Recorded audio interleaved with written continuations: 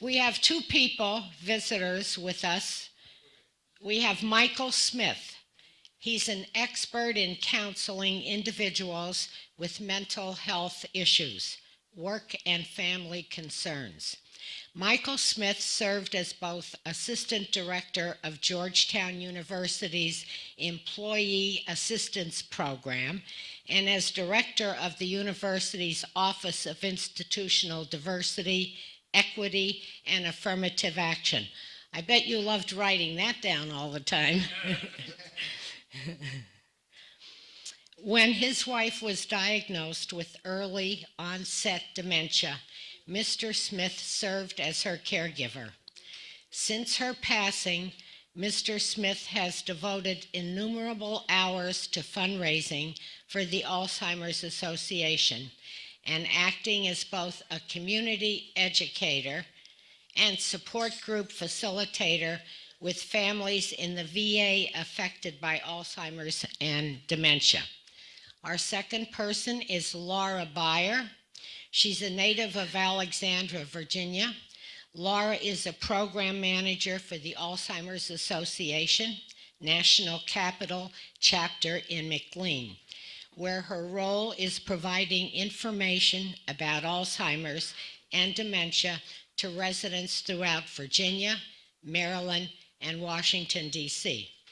Laura worked for several years meeting with families whose loved ones suffered from Alzheimer's disease and dementia and selling in-home home care. This experience working with families and loved ones who often had no idea about Alzheimer's and dementia led Laura to her current position. Laura holds an MBA and a Master of Science in Organization Development from the American University. And I'd like to invite our guests.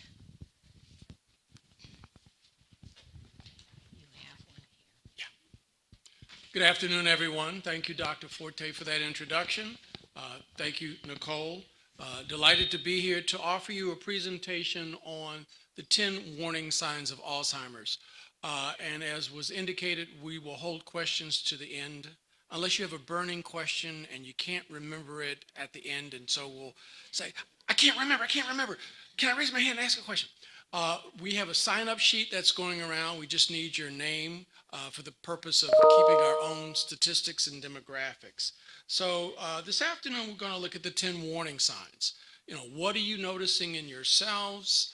Maybe what are you noticing in other residents? How do you have that conversation to say, hey, maybe you need to see Dr. Forte or other staff here at Foxhall, or do you need maybe to go see your own private doctor about what's going on? Now, let me say at the beginning that as we all age, we all have some mild cognitive decline, and that's typical. Usually, you might forget somebody's name, or we have what's called the tip of the tongue phenomena. That I know that word. It's right on the tip of my tongue. Or you go into your room and you're rushing, as an example, to come down here, and you're like, where did I put my keys? Where did I put my keys? Oh, that's right, I put my keys on the table. Well, I always put them, but you forgot, but you can go and find them. Now, if you start having issues where you put your keys in the microwave, or as was the case, seriously, with my late wife, when she had early onset dementia and unfortunately it developed into Alzheimer's, still she was able to come home by herself, but she would come home and put her purse underneath the couch. And then when I got home, she'd say, Michael, somebody stole my purse. What did you do with my purse? And I was like, Bernita, I didn't steal your purse. And eventually I got one of these little devices, you can click on it, goes dee dee dee dee dee. And I was like, oh, the purse is underneath the couch. So, yeah. And we've also talked about in other presentations things called an AirTag. For those of us that have these smartphone things, it's called an iPhone. You get an AirTag. You can put an AirTag in your suitcase or your car, or even on a loved one if they, what they call wandering, and they go out and wander. So we're going to talk about the 10 warning signs, how to have that conversation, and then getting hopefully a loved one to the doctor's office so we can have an assessment.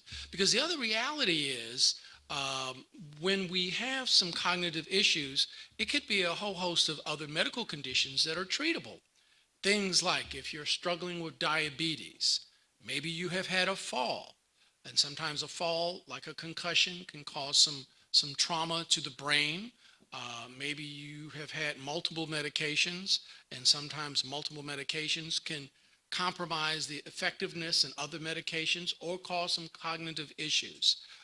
So going to the doctor, having those things assessed, you can deal with maybe a treatable situation and get that corrected versus dealing with the unfortunate circumstance of having Alzheimer's. So our learning objectives for this afternoon: describing typical age-related memory, thinking, behavior changes, recognizing what are some of the common warning signs of Alzheimer's, discussing tips for approaching someone. So again, if you're recognizing that in a friend here, or another resident, or someone has a conversation with you about it, the importance of early detection.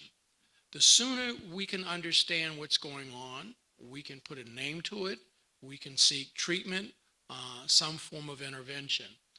And then identifying what are the possible tests and assessments that can help determine a diagnosis. And then finally, what are some resources that are available? We often say to staff here, we often say to your loved ones, we, the Alzheimer's Association, can be a part of your care team. You don't have to go it alone. Being caregivers for a loved one with Alzheimer's or other forms of dementia can be quite stressful, and it can be quite challenging at times. But realizing we don't have to go through this journey with our loved ones alone, because there is the Alzheimer's Association, there are other personnel that can be of assistance. Um, we're also going to talk about the Garcias. These are fictitious individuals. They're an actor or actresses, if you will.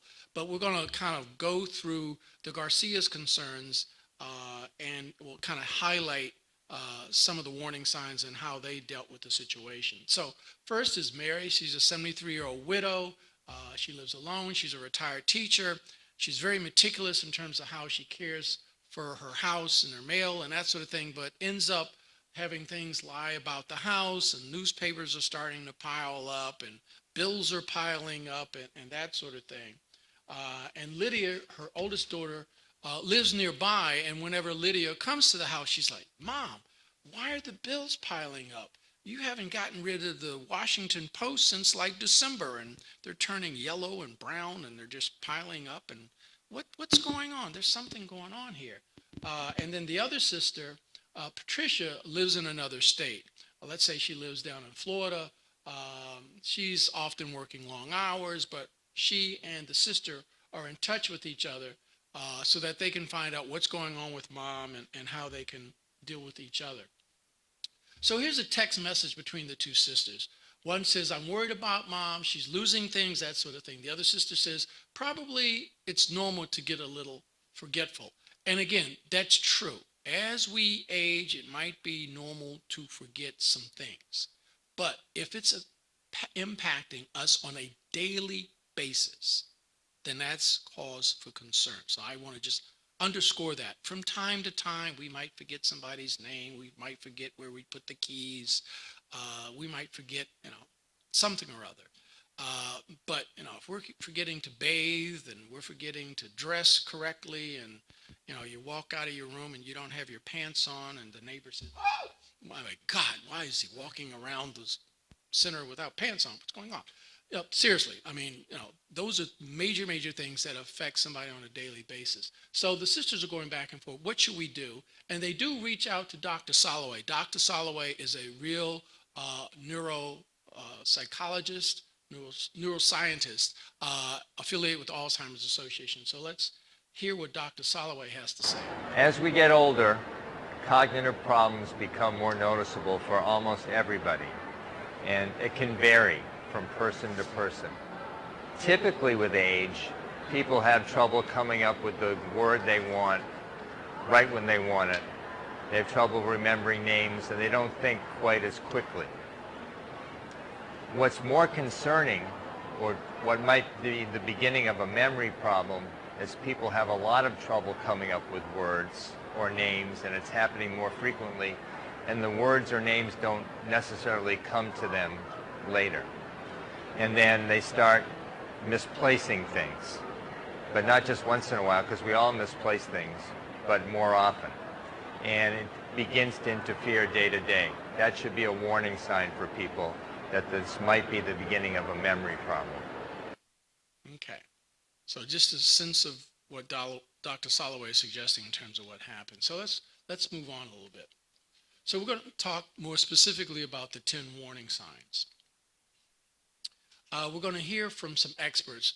We're going to talk about dementia because oftentimes you might hear dementia and Alzheimer's used interchangeably, but there is a distinction between what dementia is and what Alzheimer's is.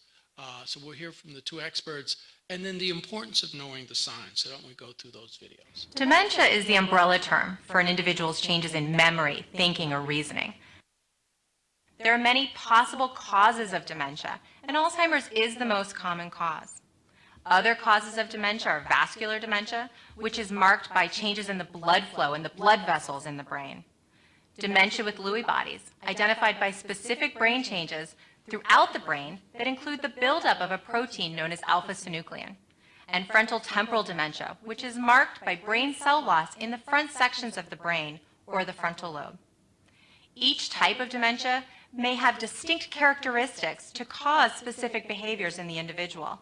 But there is also some overlap in behaviors among the types of dementia.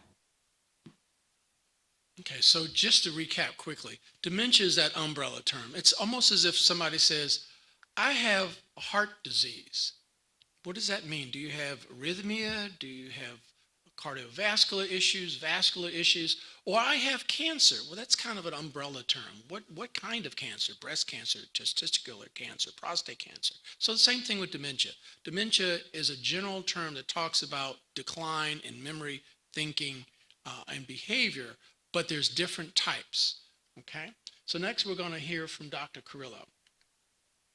More than 100 years ago, Dr. Alzheimer described specific changes in the brain, what we now call the formation of plaques and tangles. Alzheimer's is a progressive brain disease that's marked by these key changes and impacts memory, thinking, and behavior. The brain has three main parts: the cerebrum, the cerebellum, and the brainstem. Each one plays a role in how the body functions. Alzheimer's disease causes nerve cells to die, which leads to brain tissue loss and causes loss of function and communication between cells. These changes can cause the symptoms of Alzheimer's, such as memory loss, behavioral issues, problems with thinking, planning, and at the end stage, swallowing. It's important to know what the warning signs of Alzheimer's are and to be on the lookout. We know that we change over time, and the warning signs of Alzheimer's can be warning signs of a number of things, but when you see those in yourself or in someone you care about, it's important to check it out, to consult with a doctor, to find out what you're dealing with. Some of the things that can look like Alzheimer's may be other treatable conditions. If it is Alzheimer's, you still want to know as early as possible, because that gives the person and the family time to plan, time to make decisions, and it also gives the person with the disease a voice and allows them to say what they want. So somebody said, I heard wow as Dr. Carrillo was talking. So I liken dementia and Alzheimer's. This is a good analogy. Number one, for any of us who may have been out to Dulles Airport or any major airport, you got the air traffic controllers in that tower, and there's thousands of planes going off and coming in and that sort of thing. But imagine if you didn't have enough air traffic controllers and therefore there weren't enough planes going in or out.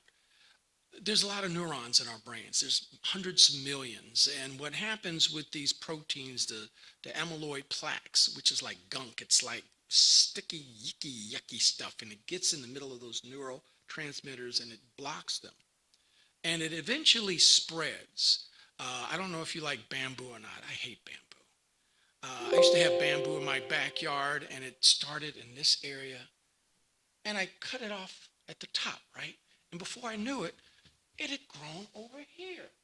And I'm like, what's going on? Why is this bamboo? So the neurotransmitters, as they get destroyed, and these gunky, placky stuff gets in the middle of the neurotransmitters being able to communicate, it spreads through different parts of the brain. So it might start in the hippocampus, which is the memory center, and then it spreads maybe to the sensory spatial area. So not that somebody has cataracts or not that they have glaucoma, but they're visual spatial. We're going to talk a little bit more about that.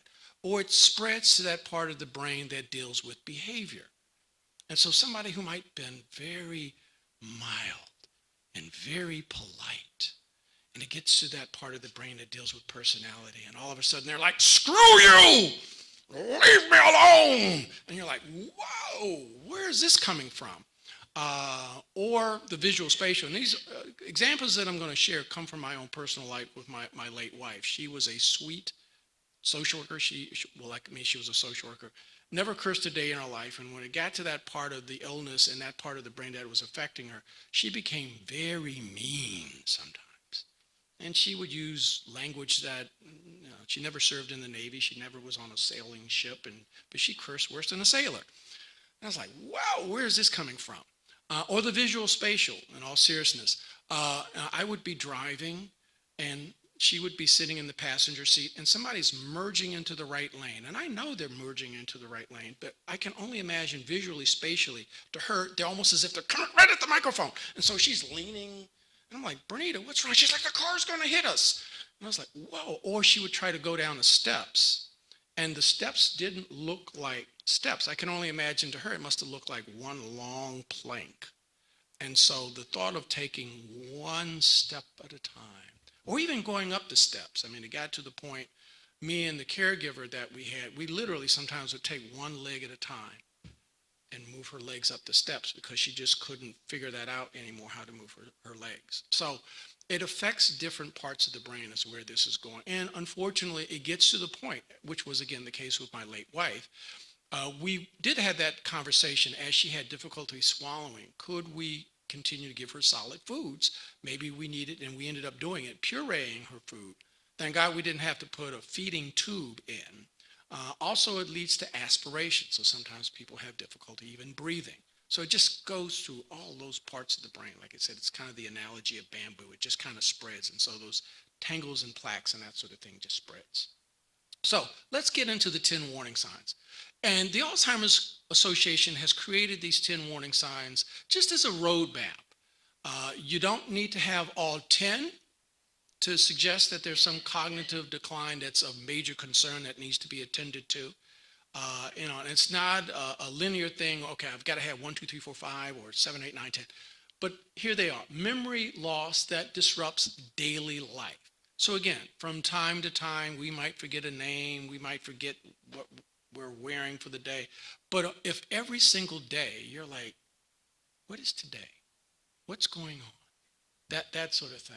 Challenges in planning or solving problems. Difficulty completing familiar tasks. Confusion with time or place.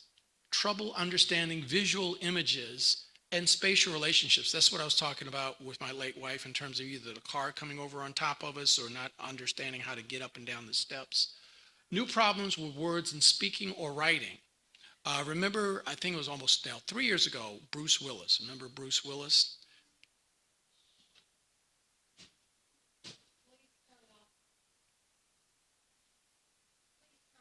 Cell phones? Thank you. Or put them on mute. Okay. Thanks, Dr. Forte. No worries. So, initially they diagnosed it as possible aphasia. That's both expressive language and receptive language. And then a year later, they diagnosed him with frontal temporal lobe, which is another form of dementia. Misplacing things, losing the ability to retrace steps, decreased or poor judgment, withdrawal from work or social activities, and then finally changes in mood and personality. So we're going to go through each of these steps. So let's first talk about number 1, memory loss that disrupts daily life. One of the most common signs of Alzheimer's is forgetting recently learned information. So I'm sure here at your residence, you've got classes and that sort of thing. Imagine you've taken a class and next Wednesday, you're like, what did we talk about? What was that subject matter? Or maybe you were an expert in something. And, back in February, you're waxing prolific on what your subject matter was. And here we are in the middle of April, and you're like, I didn't say that. I don't know what you're talking about. Well, gee, you used to be a professor in anthropology. Remember, we were having a conversation and you can't remember that sort of thing? Again, typical, you might forget certain dates or events. That's okay. Asking the same question. Increasingly relying on memory aids. So those are also indications. Another example, real life situation. My wife thought she had a doctor's appointment in downtown Silver Spring. She showed up to the doctor and they said, Mrs. Smith, you don't have an appointment until May 10th. It's not April 10th, it's May 10th. It's the next month. They called me and said, Mr. Smith, your wife's here. She doesn't have a doctor's appointment. It's next month. I hope she gets home okay. I said, okay. I got home at 5 o'clock that evening, no Bernita. My son got home at 5:30. Where's mom? I said, I don't know. We ended up having called Montgomery County Police. At the time, luckily, my sister worked in downtown Silver Spring at Discovery Center. She knew the police officers in downtown Silver Spring. They kind of looked around. Somehow or another, she ended up wandering in the Whole Foods market in downtown Silver Spring. And my brother-in-law, they lived near there. He, for some fortuitous reason, was in the Whole Foods. And she's like, Lynn, what are you doing here? Where's Michael? And we were all like, don't you realize you're in the Whole Foods and you shouldn't have been here? You should have been home half the day ago. It's 5, 6 o'clock now. So forgetting those sorts of things. One time also, she was in a ladies group. She swore that the next month meeting was the next week. And so she goes to the ladies' house the following week. Hi, I'm here for the meeting. And they're like, Bernita, it's next month. No, it's not. It's today. No, Bernita, it's next month. And so, they called me, Michael, your wife's here. Can you? So, luckily I got her back home. Asking the same questions. There is a part of the illness that you will say, what is today's date? What is today's date? Where are we going? What's for lunch? What's for lunch? What's for lunch? That sort of thing. Increasingly relying on memory aids. And it's not just, we all use stickums every once in a while. Matter of fact, I've got a couple on my presentation. But if you're seeing, all over the mirrors and there's notes everywhere, and even with the sticky notes and little notes to self, they're forgetting things, then that's a major concern. Typical, again, we all do this. Sometimes we might forget names or appointments, but again, we remember them. Oh, that's right. The next meeting is next month. My next doctor's appointment is May 10th. So we can remember, we just have that, what I would suggest is quote unquote a memory lapse. Number 2, possible signs when challenges in planning or solving problems. Some people may experience changes in your ability to develop and follow a plan. My late wife was an avid sewer. She started sewing in high school. She would make her own clothes. She would make clothes for her friends. I used to love shopping with her because we would go to Macy's or Hecht's, or remember Woodruff and Lothrop, and she'd go in and she'd look at a piece of clothes. I'm not spending that money for that dress. I was like, thank God, we don't, how we men are, we hate shopping, right? It's like, oh, good, let's go. But I'm going to go to G Street Fabrics or Joann's Fabrics, if you've ever heard of those. And then we would be in there half the day because then she's like, I don't know if I like that fabric. Maybe I'll have that fabric. But it got to the point when she was going through the illness, and I knew something was going on. I would come home and I'm like, you've been working on that same pattern now for the last 2 weeks. What's going on? And I'd look at it, typically if you're cutting out, if you know how to sew, part A should go with part A, but part A was with part D, or part C was with part E. And I'm like, that doesn't make sense. So she couldn't remember. She couldn't problem solve how to put sewing pieces together. And again, she was doing this in her sleep at one point. Trouble following familiar recipes. If you're an avid baker or cook or whatever, and rather than putting blueberries, you're putting currants in your blueberry muffins, and somebody's like, whoa, what's going on there? Taking much longer to complete tasks. Again, more typical, we make occasional errors. sometimes I'm trying to balance my checkbook and I'm like, whoops, I forgot to add this. But you catch it, right? And you're like, okay, let me make this correction. I was probably spending 4 to 5 times Here's some more time examples from preparing real for life people. something than I did, say, 5 or 10 years ago. Because of I would lose my thought, I'd lose my focus, I'd get anxious, I wouldn't get to sleep. I was thinking, I was in my sleep, I was thinking about what I was anxious about, which was what I was trying to remember, which was what I was trying to prepare, which I was trying to do. So it was a really a vicious circle so I was able to control it a lot, so that people wouldn't see things, and that there weren't things to be seen. It's what was disturbing me was what effort I had to put into to do the things I used to do more easily. So putting in more effort to do the things he used to do more easily. Moving on. Number 3, difficulty completing familiar tasks, driving to a familiar location, organizing a grocery list, remembering the rules of a favorite game. So if we're starting to struggle with that, that's suggestive of maybe some concern. Again, more age-related, typical sort of thing, occasionally needing help to use settings on a microwave or record a television show. I am technologically challenged. Thank God your IT person set all of this up. That's why typically Ms. Byers, one of the program managers with the Alzheimer's Association, her colleagues often come with me when I do presentations because I'm like, how do you do Zoom? How do you use that PowerPoint? How do you set all that kind of stuff up? And even when my son comes over, he's like, Dad, don't you know how to use the remote? I was like, the electricity went out and, it kind of whacked up all the settings. And I can't figure out whatever you do to get the thing going. Thanks for coming over and setting it up. And that happened with my late wife in terms of difficulty completing familiar tasks. She would go to the hairdresser once a month. And again, it got to the point, now, where do I go? Okay, you go down New Hampshire Avenue. Yeah, and then what do I do? Bernita, you've been down New Hampshire Avenue. You make a right on, really? Are you sure? It's like, you've been there thousands of times. That sort of thing. So moving on, we're going to hear from an expert. Let me click on that. Some people have difficulty with math or with reading in a way that's unusual to them. And once again, this is a change in that person. So for example, we all know somebody who was never able to balance their checkbook, right? So that wouldn't be a warning sign for them. But if somebody who always balanced their checkbook to the penny suddenly was paying bills, the same bill over and over, and not able to balance their finances, well, that would be a sign for them. Okay. Number 4, again, confusion with time or place. People living with Alzheimer's or other forms of dementia can lose track of dates or sessions or passage of time. Understanding whether something has happened immediately or in the past, forgetting where they are and how they got there. So you often hear stories of sometimes people getting lost. They might be walking around the neighborhood or walking around the complex, and before you know it, they're like, where am I? What's going on? That sort of thing. More age-related, typically getting confused about the day of the week. But again, oh, that's right, today is Wednesday, April the 10th.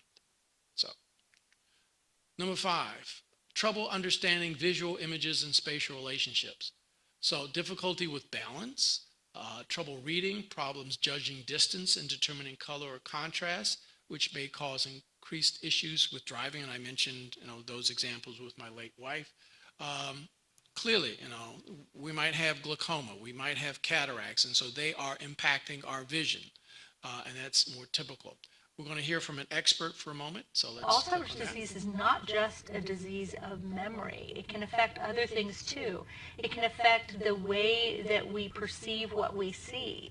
So sometimes somebody in the early stages of Alzheimer's might go to the eye doctor because they're having trouble seeing, and in fact, their vision is just fine, but the way they're perceiving what they're seeing may be difficult. Okay.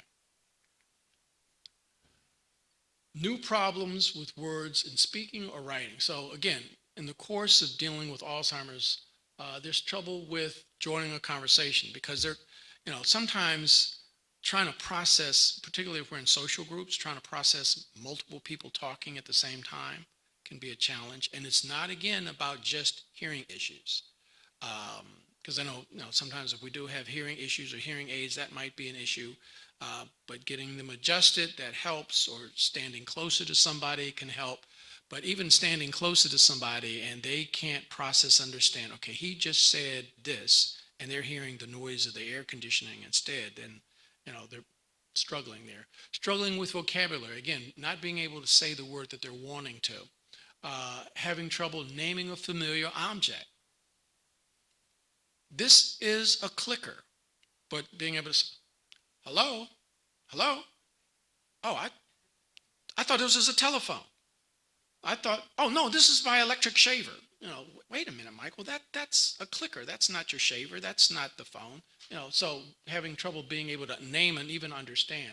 Again, more age-related, typically sometimes having trouble finding the right word. And we talked about that earlier, the tip of the tongue phenomena.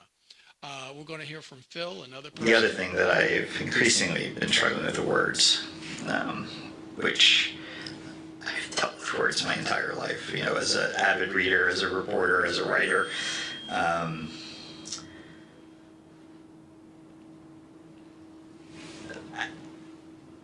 I struggle with them now. Okay. Number 7, misplacing things and losing the ability to retrace our steps. So possible signs, losing things and being unable to go back. Accusing others of stealing, which may occur more frequently over time.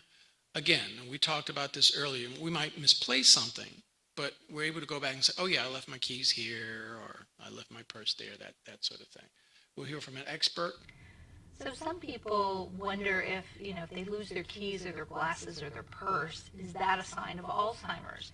And one thing that I would say about that is for most of us, we might misplace something, but then if we retrace our steps, we can usually find it. We can usually remember.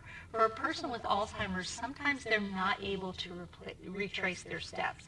Sometimes that memory is just gone. And so when they do find their keys next to the phone because they got interrupted by a phone call when they were coming in and they set their keys down in an unusual space, so there they are next to the phone. If that happened to you or me, we'd probably remember, oh yeah, the phone was ringing when I came in the door. I put down my keys. The person with Alzheimer's might not remember. They might wonder who's moving their keys around because they never put their keys by the phone. So that's just a little bit of a difference in some of the dynamics with losing things in Alzheimer's. So number 8, decrease or poor judgment. So using poor judgment, we're dealing with money. So somebody comes to the door and they're knocking on the door and they're selling something. More often than not these days, we're getting either on our phones or a phone solicitations, and somebody's gotten the same call, and before you know it, they're, oh yeah, you want me to donate to XYZ? Oh, you want me to sign over $200,000? Oh, sure, oh, you're going to help me with my retirement? Sure. And before they've lost their ability to understand how to manage their money, and they're using poor judgment. That actually happened one time with, again, my late wife, believe it or not.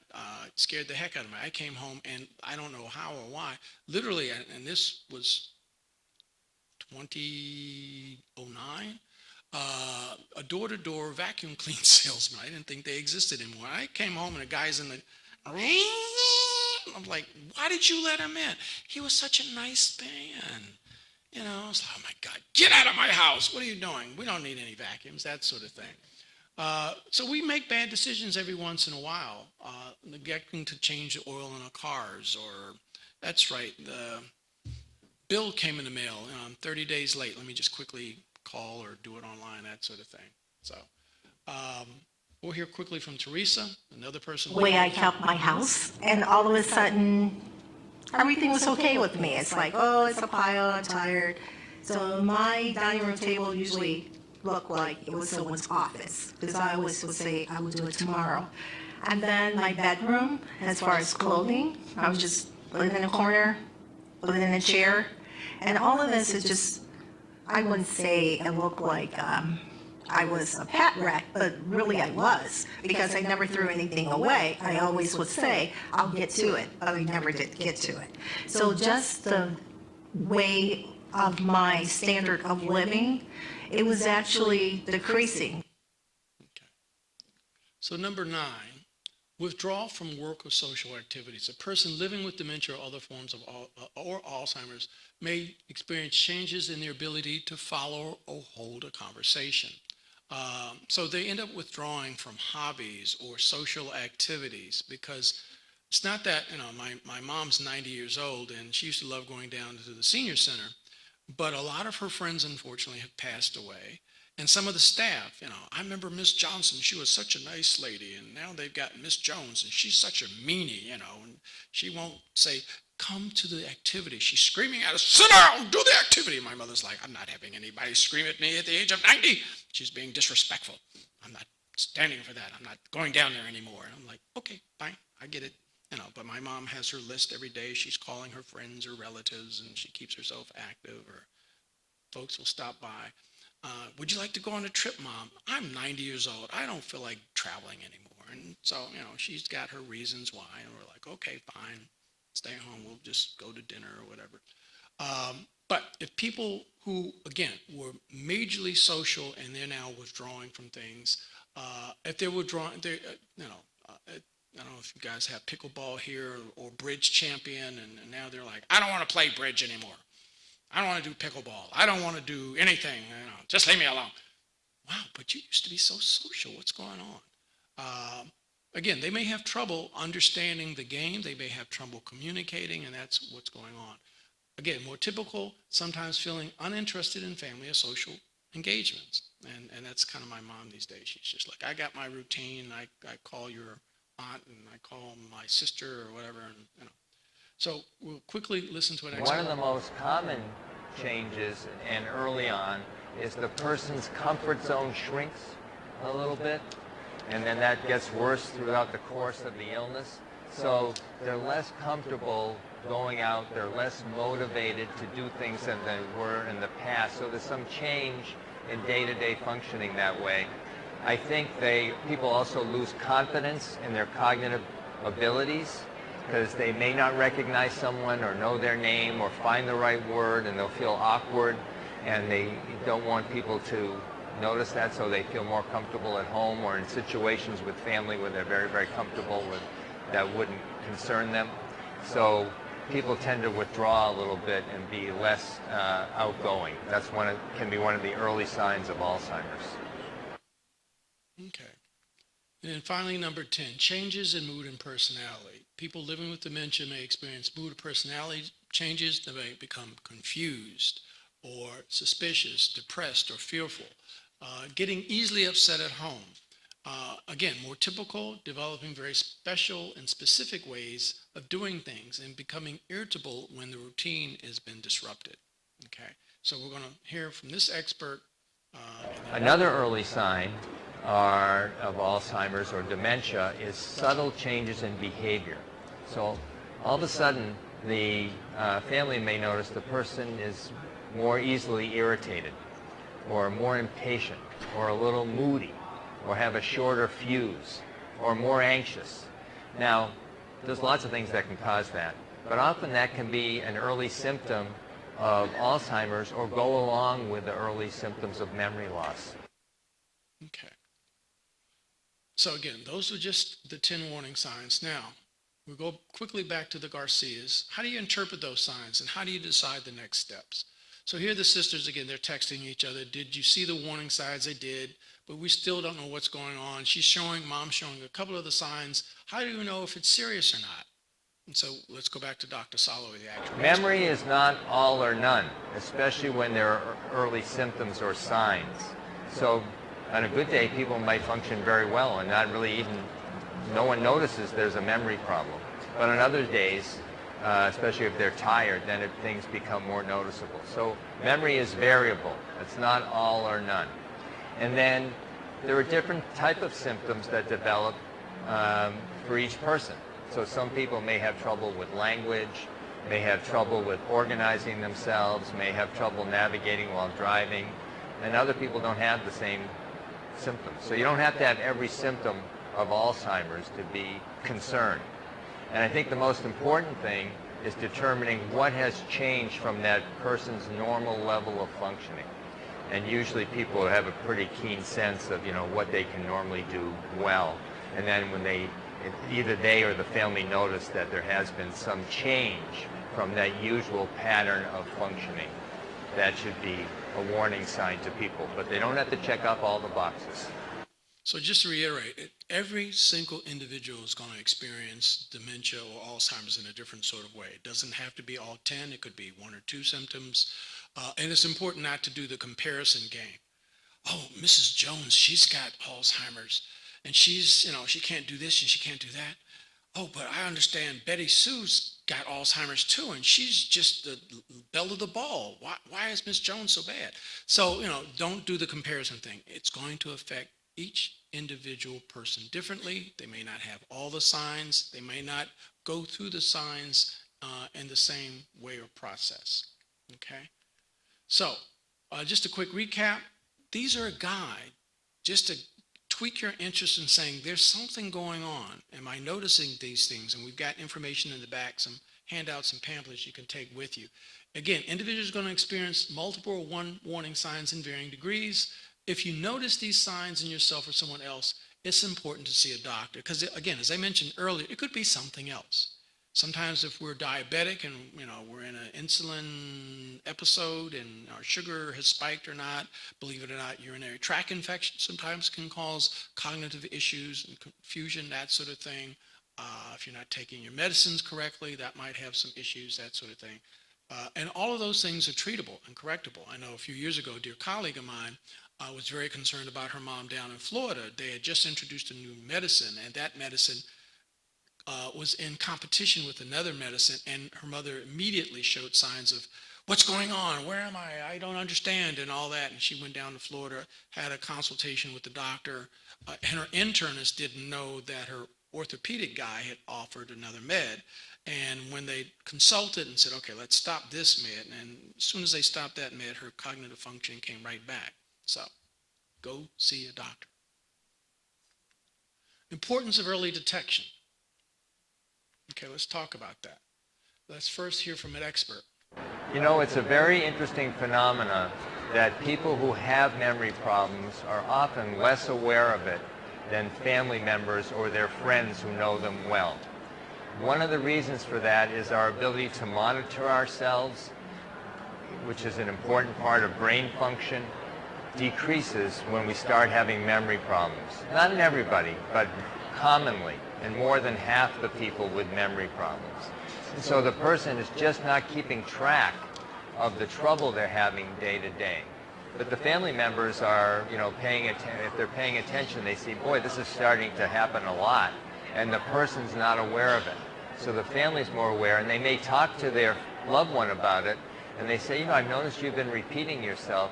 And they say, I'm not repeating myself.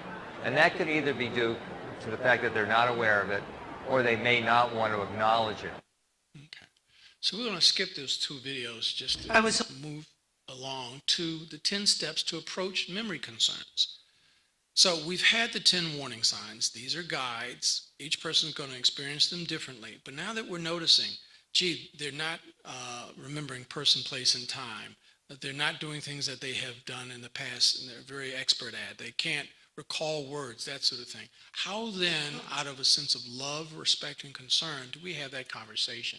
So again, we developed the roadmap, if you will, in terms of assessing the situation and having the conversation. So number 1, what changes in memory, thinking, or behavior do we see?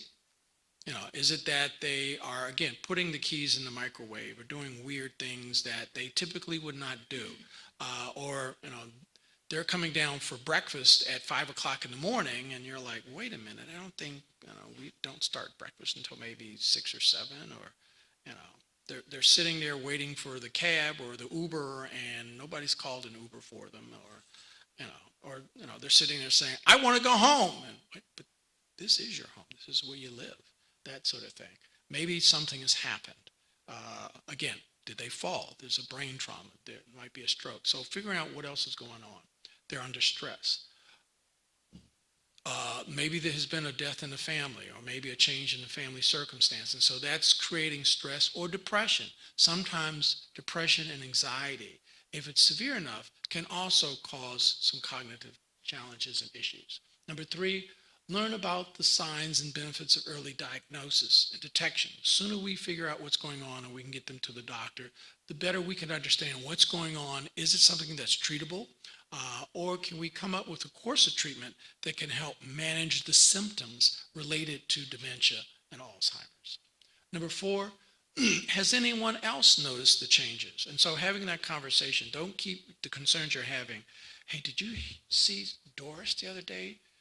She kept walking down the hall. Was she's in the wrong building. What's going on?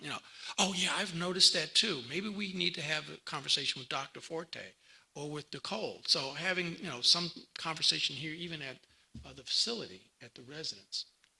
Number five, having the conversation. And so who's going to be involved in the conversation? We often tell family members, engaging in conversations with others. So you've got some evidence that something's going on. Maybe an adult an adult daughter or son, or someone that also has noticed these things, and they're joining you in the conversation. And when you're having the conversation, doing it in a gentle, respectful, quiet sort of way. And we're going to go through those steps in a moment. But what I mean by that, don't wait until the time that you're so angry and frustrated that you're like, I want to tell you, you are majorly screwing up. You can't remember a darn thing. And immediately somebody's like, why are you yelling at me? Why are you being so disrespectful? That sort of thing. What's the best place and time? So picking a quiet place, picking a place that there's not a lot of noise and distractions. Sometimes we've heard family members say, I just had it up to the, and so we're driving and I'm screaming at mom, I'm not going to take it anymore. You can't remember. Like, wait a minute, you're driving? You think your mother's going to pay attention to you while, you're in the car? Or you just took her out for lunch and, again, you're fed up and you're frustrated. Wait till you're in a good position and mood and turn off the TV. Maybe you're at home. Maybe it's early in the day when somebody is at their most attentive, so you can have those kinds of conversations. What will you say? We often tell family members, practice what you want to say. So, okay, maybe you have a script and you go through it. So again, you're sharing your concerns. I've noticed this, and therefore I want us to maybe go to the doctor. And you're saying that in a loving, gentle, respectful sort of way, in a non-judgmental way. So you're not sitting there again, you can't remember anything anymore. You're pissing me off. Because again, the person's going to feel upset. They're going to feel defensive. They're going to feel angry. They're going to feel hurt. Those sorts of things. Offer to go with the person to the doctor. We have often told family members, make it a fun activity. Let's go to the doctor. And you know what? Afterward, let's go to lunch. Let's go to your favorite restaurant and have lunch. That sort of thing. That might give them an incentive.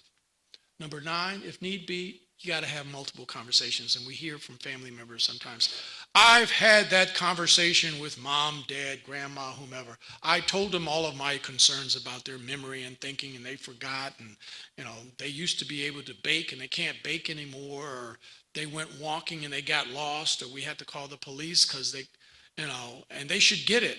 No.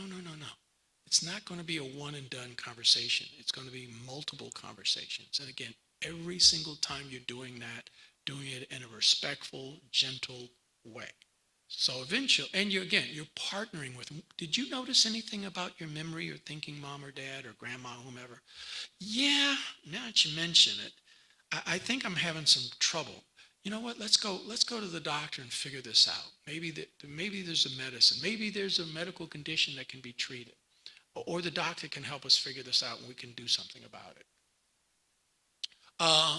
Also reaching out for support. And this is where the Alzheimer's Association come in. We have a 24/7 helpline. It's available 365 days a year.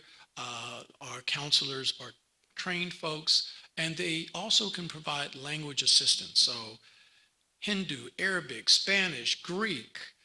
If any of you are Irish and you come from Dingle, southwest part, and they speak Gaelic still, believe it or not, out in Dingle Bay. Hopefully we can find somebody who can speak Gaelic. In all seriousness, we can provide language assistance. And being able to call up and say, I need help having that conversation with mom, dad, whomever. What would you suggest I say or do? Do you know where I could take mom or dad, beyond my primary care doctor? Is there a specialist I can go to? A neuropsychologist or a neurologist or a psychiatrist or a geriatrician, that sort of thing. So the Alzheimer's Association can be a part of your support team, if you will, or your care team, as we tell caregivers. So as I just said, turn to the Alzheimer's Association, see a doctor. And again, I started talking about some of these. So geriatricians are physicians. They've gone to med school, they've had their residencies, and they're expert in working with people 65 and older. A neurologist typically is a psychologist that has expertise in doing neurological assessments. A neurologist is also an MD who has expertise in neurology. Matter of fact, I ended up taking my wife to a neurologist. And then a neuropsychologist does the neuropsychological evaluations. A psychiatrist typically treats mental health issues, mood disorders, that sort of thing, but they also has some expertise in understanding cognitive decline and cognitive issues.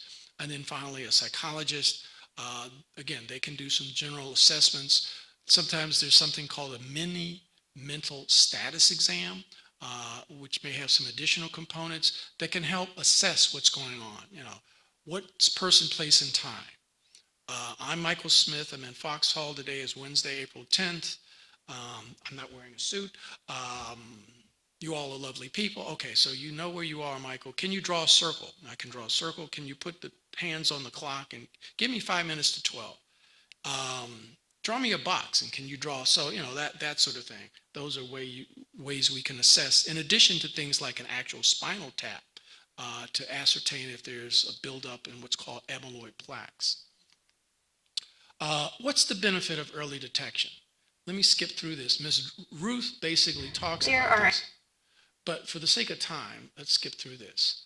So what she's basically highlighting, paying attention to the changes in mood, memory, thinking. If you see changes, take action. Have that conversation. Don't wait. I always say it's better to be proactive than reactive. Discuss these types of concerns. Granted, they can be very difficult. They can be very uncomfortable. But consider using the approaches we talked about this afternoon.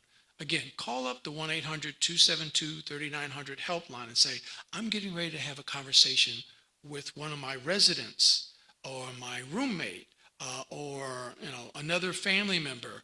How do I have that conversation? So they can give you some tips. They can help you practice. There are a number of benefits to early detection, including the opportunity to plan for the future. So again, being able to get our affairs in order, do we know what we're doing legally, financially? Do we know what kind of care we want further down the road? Those are important things in terms of early detection. Seeking a diagnosis, a quick test of knowledge. There is currently no way to diagnose Alzheimer's disease. True or false? Yay, everybody's correct. That's false. There are ways to diagnose dementia or Alzheimer's. Again, you do a clinical exam, you do a neuropsychological evaluation, you can do a spinal tap. About 20 years ago, unfortunately, there wasn't any way to diagnose. The only way at death, an autopsy, when they were looking at the brain and saw how much it had shrunk due to deterioration of brain cells, that sort of thing. So there are a number of assessments and tools. So we've talked about some of this, a medical history, a physical exam, screening for depression. Depression sometimes can mimic cognitive decline issues. Interviewing close relatives, lab work, mental status exam, brain imaging, that sort of thing. Does dementia-like symptoms always result in a diagnosis of Alzheimer's and other dementias? And so just quickly going through what the sisters were saying each other. Someone could have What high Salo blood was saying. pressure that's out of control, or they might have a thyroid condition that's not regulated, or diabetes that's not right, or on a medication that actually can cause memory loss.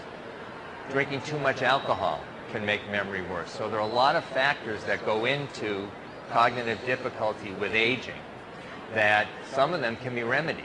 And so we want to do everything we can to improve cognitive ability and quality of life. So again, Dr. Salo is what we talked about earlier, thyroid issues, diabetes, depression, all of those can be treated. You know, it's okay to have a martini every once in a while. But don't drink excessively, because that can also seriously impact cognitive functioning and can mimic some serious cognitive issues. For the sake of time, we're going to wrap up in a second, and hopefully we're going to get to questions. So diagnosis is important. There are a lot of stigmas and misconceptions, I know, unfortunately, particularly in communities of color. And so that's why the Alzheimer's Association is out there having these conversations, hopefully to dispel myths and misinformation so we can have that open conversation and get people the help and support that they need. Okay? Just moving on real quick because I want to get to some questions. So the Alzheimer's Association, again, is a resource. We're in all the states.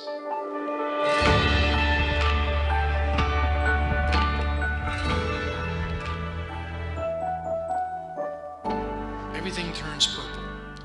Matter of fact, a dear colleague, classmate of mine said, I've got a mom down in Atlanta. We recently had a conversation. She said, can I speak to somebody here in Washington? I said, no, Jan, you don't need to speak to anybody here in Washington. You can call the 24/7 helpline. But I said, we got program managers like Miss Laura Beyer, even in Atlanta.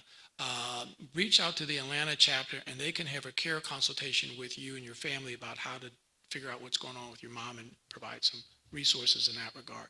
And our vision and mission, making sure there's a world without Alzheimer's or other forms of dementia. I'm going to go ahead and stop here so Dr. Forte, we can open it up for conversation and questions.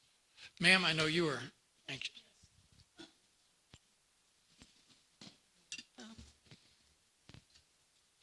I think it was sometime in February on 60 Minutes. I'm sure Alzheimer's organization have watched it. There was a doctor who showed on television on the 60 Minutes program how his treatment of Alzheimer has become very successful. It showed on the film how he was able to erase the amyloid deposits on the brain of the person who had Alzheimer. And this person whom he treated spoke to the audience and spoke to the general public on television how he is now going to concentrate on himself as a new person. And his wife spoke about how terrible it was when he was suffering from Alzheimer. And this doctor also showed how he treated an addict. And this man said that he became an addict when he was only 7 years old by looking into the medicine cabinet, taking anything that he could take. And his face was really pockmarked by of things he suffered from. And he was offered a drink. And he said no, he was no longer interested. So do you have this program in your organization that was shown on 60 Minutes? Because I thought, and this doctor was practicing in a college in, I think, West Virginia. I know there were people who watched it, and my husband and I were so excited about this program, 60 Minutes. So I saw a different 60 Minutes program where they were treating people who had agitation from Alzheimer's and dementia with marijuana. And the program that you're talking about, I'm not familiar with it, but I'm happy to find it and look at it and then send Nicole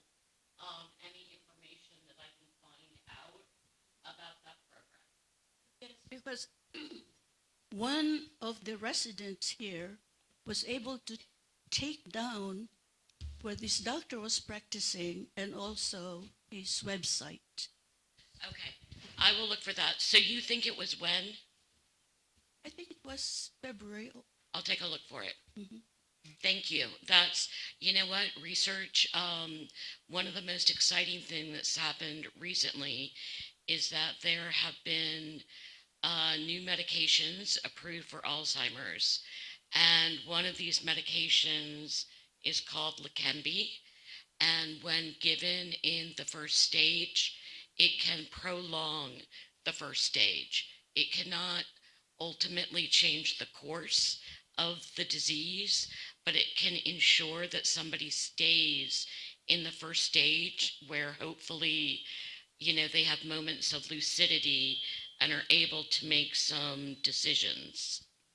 So that's why part of our work is to educate people and to let them know that treatments are now available and, to talk to your doctor if you have any concerns.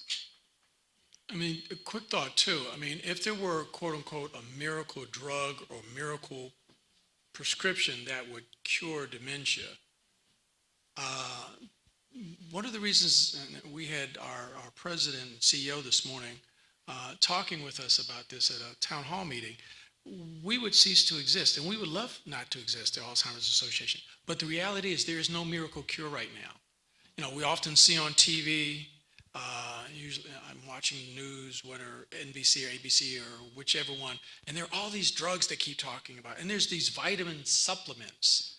And even the vitamin supplements, the Food and Drug Administration has not approved them. They are supplements. They have not been fully researched, peer-reviewed, and approved. And the other thing I often find interesting when they talk about those kind of supplements, everybody who's in one of those commercials, they're like, I'm painting, I'm active, I'm running, I'm jogging. And if you take risk reduction by being physically active, eating right, social engagement, cognitive stimulation, those four things are going And to getting help. continuous sleep, uninterrupted sleep. That's right. So yeah, those things will help. But okay, next question. Hopefully we've. Yes. Yes, sir. Does the age of onset have a relationship with the symptomatology in terms of how severe it is, and does it affect longevity? Great question. So the age of onset, not necessarily, although correct me if I'm wrong, Laura, in some unfortunate instances with early onset, people, and believe it or not, we've got people in their 30s and 40s now that are having early onset, possibly because of family history.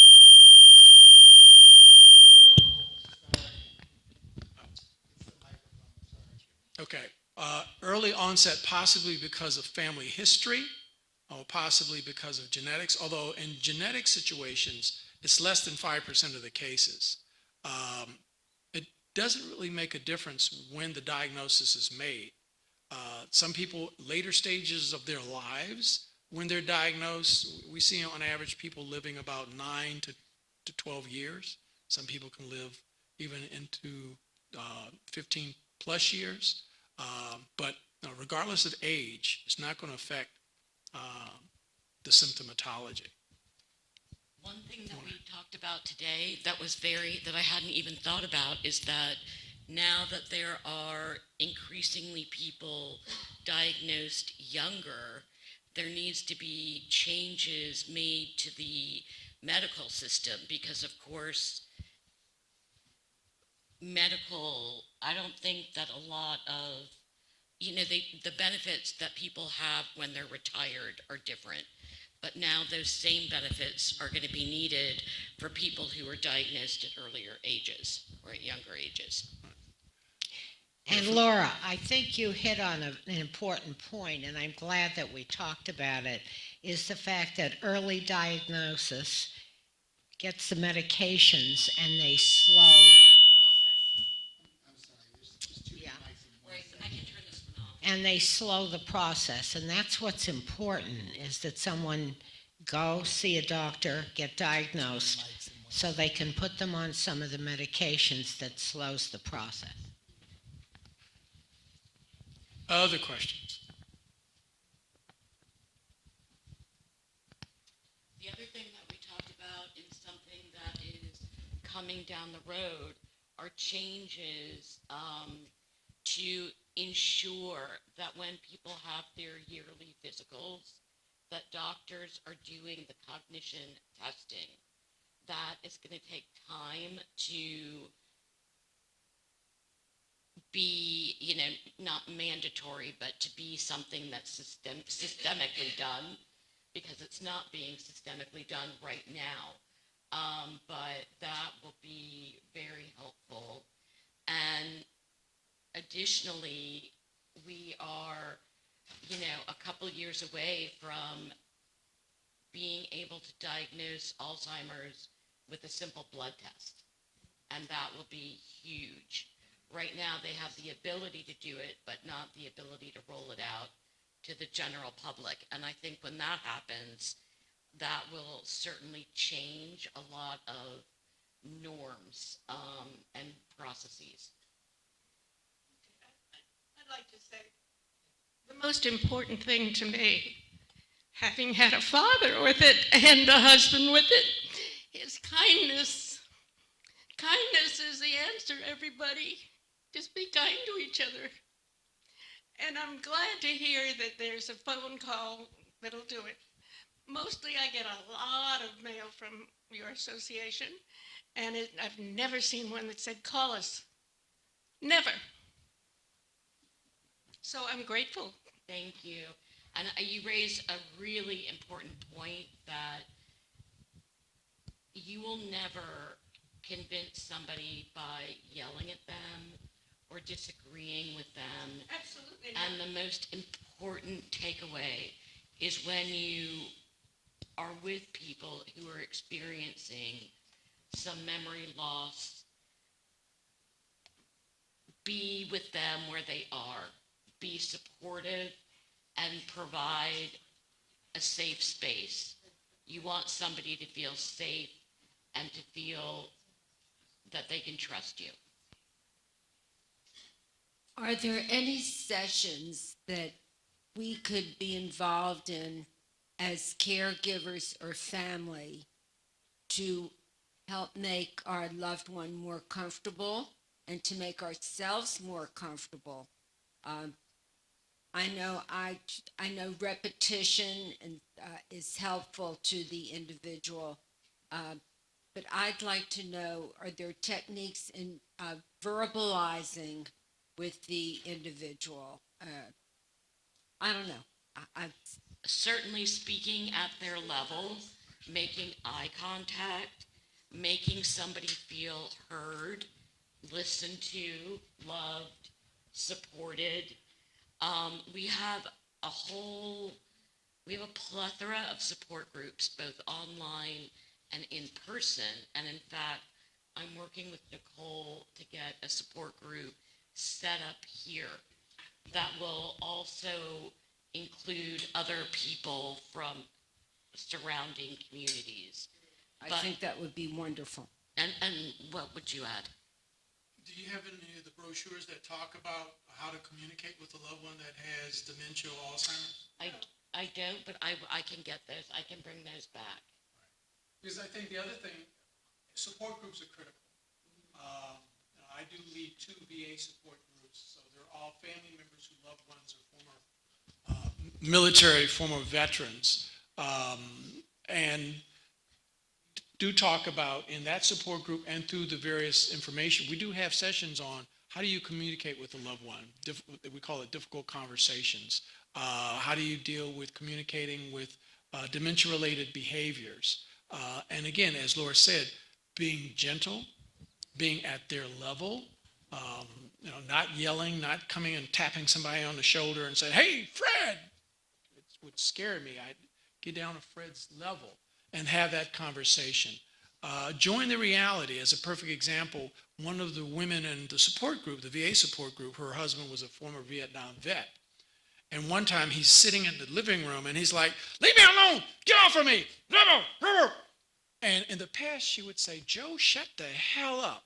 There's nobody in this room but you and me." But then she realized, wait a minute, he's a Vietnam veteran. He's probably having a hallucination or delusion thinking the Viet Cong is there to hurt him. So she gently put her arm around him and said, "Joe, it's okay. I'm here with you, sweetheart. I'm here to support you. It's going to be okay."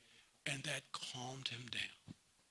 Would your organization ever lead a group here at Fox Hill for support for? We are working with Nicole to set one up, and there should be one in the next couple of days. Really, this has been going on for over a year now with Nicole taking names. It has to happen. And when you get the things in the mail that you get, which organization should you give them to? You've got 20 people calling you from all over the country. Yeah, so I just want to say Nicole has been in touch with us for at least 6 months in trying to set up a group. But it's let's just say Wednesday night, come at 7 o'clock, whatever. Let's just go for it. All of us would like to talk to each other. I just want to say it takes time to get trained, and I also have to have someone else co-facilitate, and that person has to be trained as well. So we do plan to have a support group, but there are many programs that we're working on, and it takes time. It's a process. It doesn't happen overnight. So it takes time.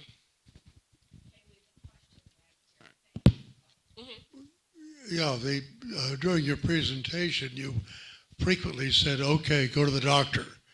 Under these circumstances, check with your doctor." How many general practitioners or concierge physicians are really qualified to address this issue? Great question. So I think in anticipation of going to a concierge or other form of physician, primary care, or family practitioner, raise that question. Do you have a background in understanding cognitive decline issues or diagnosis? And if they do, great. If they don't, can they recommend one? Also, again, through our 1-800-272-3900 number, calling them up and asking, can they provide a list of referrals in the Washington area? Or again, if you're in a family member is a different part of the country, of potential experts that might be able to assist in diagnosing and working with issues around cognitive matters. Yes. One thing you hadn't mentioned that I've read about is untreated hearing loss can cause Alzheimer's because you're lacking stimulation to the brain. Is that correct? Good point. So if you're having hearing loss issues, get it assessed, get it fixed. Hearing loss can be a major challenge when it comes to cognitive functioning and therefore impacting cognitive decline issues. So that's a good point. And as Laura said, too, getting plenty of sleep. On average, for all of us, we should be getting anywhere from 6 to 7 hours of sleep a night. Sleep, particularly if we get to what's called rapid eye movement or REM sleep, kind of helps flush out the toxins in the brain. And if we're not getting good sleep, all those toxins are continuing to accumulate and not helping with our overall cognitive functioning. But yeah, if there's hearing issues, definitely get it assessed, get it addressed. And if you get hearing aids, you have to wear them. I can't tell you how many people I've met who have gone through the process to get them, but for this or that reason, they're uncomfortable, they don't wear them. Not being able to hear begins a journey that really nobody wants to go down. You're completely disconnected from conversation, and it's isolating, and it's not a good path. Because with hearing loss and not being engaged, one of the main pillars we talk about is social engagement. And so because somebody's struggling with not being able to hear and therefore they withdraw, they're not being engaged. They're not getting that cognitive stimulation that, again, even as we age, even as we are in the beginning stages of Alzheimer's, other forms of dementia, the more we can get cognitively engaged and stimulated, the more it can help. Any other final questions? I just want to thank you. I thought this was a wonderful session. Thank you. Thank Esther. you.